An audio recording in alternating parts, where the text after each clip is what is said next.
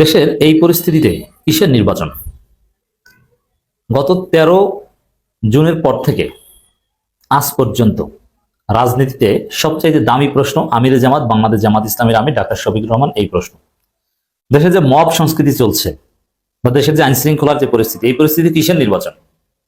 That is great question, that's the greatest question, most valuable question. অতএব আমরা যেটা বলে আসছি দর্শক এতদিন, যে ফেব্রুয়ারিতে প্রচুর নির্বাচন, বালের নির্বাচন, আমি বলছি না এইভাবে, কোনো নির্বাচন নাই, এসব নির্বাচন মানি না, ফেব্রুয়ারিতে নির্বাচন মানি না। সর্বপ্রথম সম্ভবত আমি বলেছি, যখন এই ফেব্রুয়ারিতে নির্বাচন, রোজার আগে নির্বাচন করা যায়, এটা জয়েন্ট স্টেটমেন্ট তারেক রহমান এবং ইউনূসের মধ্যে স্টেটমেন্ট উঠে এসেছে। আমি সবার আগে স্টেটমেন্ট পাওয়ার 15 মিনিটের মাথায় ভিডিও আপলোড দিয়েছি, ফেব্রুয়ারিতে নির্বাচন আমরা মানি না, হতে পারবে না, এটা সম্ভব না, অবাস্তব। এবং এই লন্ডন বৈঠক এটা একটা কলঙ্কজনক অধ্যায় হয়ে থাকবে রাজনীতিতে, কালো অধ্যায় হয়ে থাকবে, ইউনূসের জীবনে একটা স্পট হয়ে থাকবে, ব্ল্যাক স্পট হয়ে থাকবে। সে তখন এটা তেমন গুরুত্ব পায়নি কথাটা, কিন্তু এখন ধীরে ধীরে দেখতে পাচ্ছেন। তা আমিরে জামাত বলেছেন দেশের এই পরিস্থিতিতে কিসের নির্বাচন? এর মানে জামাত রোজার আগে নির্বাচন মানে না।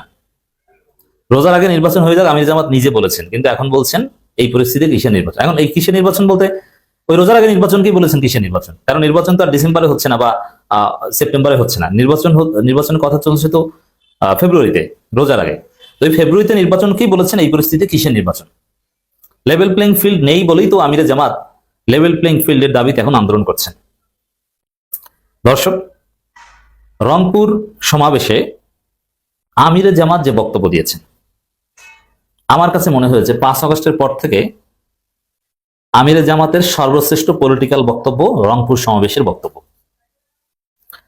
পলিটিক্যাল বক্তব্য, এখানে কোনো ওই মানবিকতার যে একটা আলাদা ক্যারেক্টার আছে ওগুলো না, ওগুলো দিয়ে পলিটিক্স হয় না, ওগুলো এনজিও।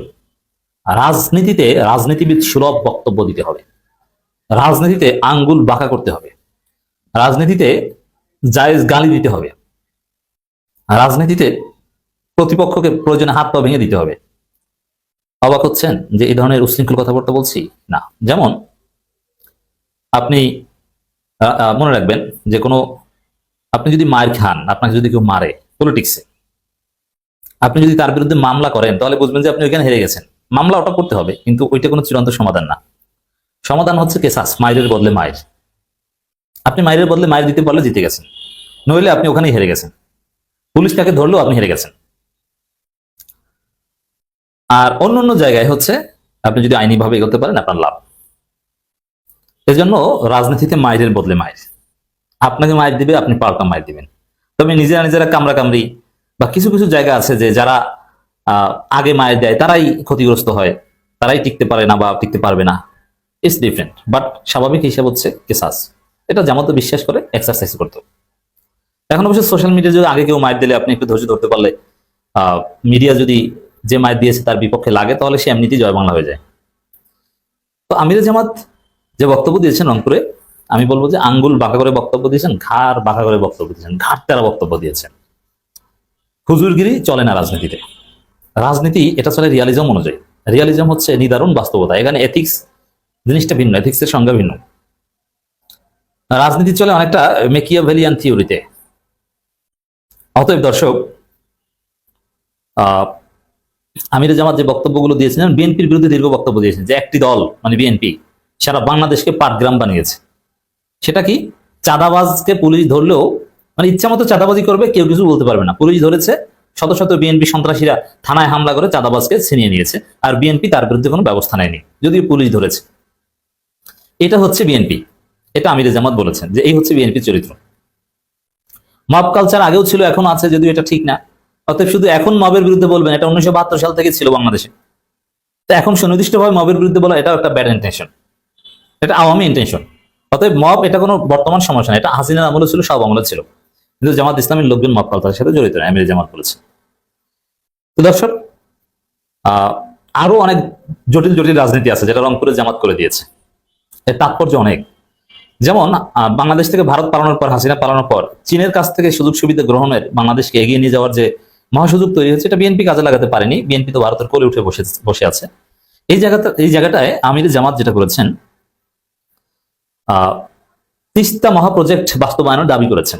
জামাতের মৌলিক দাবির মধ্যে ছিল এটা রংপুর সমাবেশে। তো সেই জায়গায় তিস্তা মহাপরিকল্পনা যদি বাস্তবায়ন করতে হয় আপনাকে,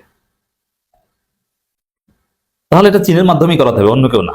এখন তো আর আমেরিকা এসে করবে না, নিজের টাকায় করা সম্ভব না। এর মানে চীনকে দাও, সরাসরি না বললেও চীনকে তিস্তা মহাপ্রজেক্ট দাও, তাড়াতাড়ি দিয়ে দাও, এটা আমরা দাবি করছি। এটা জামাতের আর এক স্মার্ট রাজনীতি। চীন জামাতকে গ্রহণ করেছে। ভারতের প্রজাতন্ত্র দিবসের প্রোগ্রামে যখন বিএনপি নেতারা ভারতের রাষ্ট্রদূত বা এদের সাথে দলাদলি করে, তখন চীনের রাষ্ট্রদূত আমিরে জামাতের সাথে গাজীপুর প্রোগ্রামে পাশাপাশি বসে দেখেন। এই হচ্ছে পার্থক্য। অতএব দর্শক, সব দিকে সংস্কার আদায় করে ছাড়বো, লেভেল প্লেইং ফিল্ড হতেই হবে, ভোট চুরি করতে আসলে একদম খেয়ে ফেলবো, হাত একদম গুড়িয়ে দিব, সহজ ভাষায় তার বক্তব্য ব্যাখ্যা করছে। মানে কোনো ফাইজলামি চলবে না। আওয়ামী মার্কা নির্বাচন করবেন, তলে তলে সমঝোতা করবেন 2018 সালের মতো, 8 সালের মতো, চলবে না। জামাত কিচ্ছু হবে না। একটু উল্টো পাল্টা লক্ষণ দেখলে নির্বাচনই মানে না। আগে স্থানীয় সরকার নির্বাচন আদায় করতে হবে, দিতে হবে, পিআর সিস্টেম দিতে হবে, কথা ক্লিয়ার। অতএব জামাতের রাজনীতির হিসাব নিকেশ এখন একদম anti BNP, point of no রিটার্নে চলে এসেছে, এবং রাজপথে যারা জিততে পারবে তারাই জিতবে। এই সমাধান, এই যে জামাত যে বিষয়গুলো উল্লেখ করেছে, বিএনপি তার পুরো উল্টো। এগুলো সরকারিভাবে টেবিলে সমাধান হচ্ছে না। তবে রাজনীতির সামনে উত্তেজনা আসে। জামাত নির্বাচনই মানে না, এনসিপি মানে না, চরমোনাই মানে না, কেউ মানে না। কারণ নির্বাচনের কোনো পরিবেশ নাই। যা পাটগ্রাম করেছে সারা বাংলাদেশকে, মানে চাঁদাবাজকে, শত শত বিএনপি সন্ত্রাসীরা থানায় হামলা করে পুলিশকে মেরে তারপরে নিয়ে যাবে, তাহলে আপনি চিন্তা করেন বাংলাদেশের নির্বাচন কিভাবে? ওরা তো সব ব্যালট বক্স নিয়ে যাবে, নিজেরা যে ফল ঘোষণা করে দিবে। আপনি পারবেন না সুষ্ঠু নির্বাচন করতে। এই পরিস্থিতি কিসের নির্বাচন? অসম্ভব।